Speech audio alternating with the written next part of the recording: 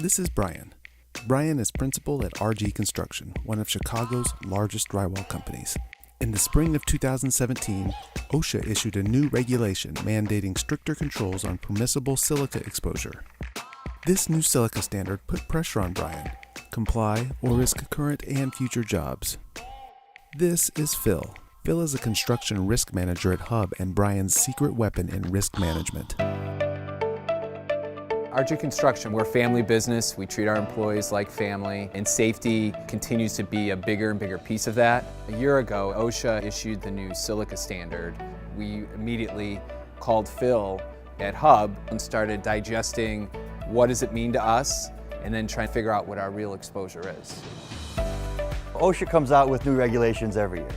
So whether it's the silica regulation that we're talking about today or whatever regulation we end up talking about this time next year, at Hub, there's plenty of other people just like me that are keeping their finger on the pulse for different industries, and it's just part of the team. It's definitely a little overwhelming and confusing, and all the materials that we use, I mean, there's hundreds. It's a big task. It requires new equipment, it required testing that we had to do, writing the policies and procedures, communicating the information to our customers and to our employees. RG was on projects that their customers said, when the job hits the ground, we're going to expect you guys to be in compliance. So most of my time is in the field.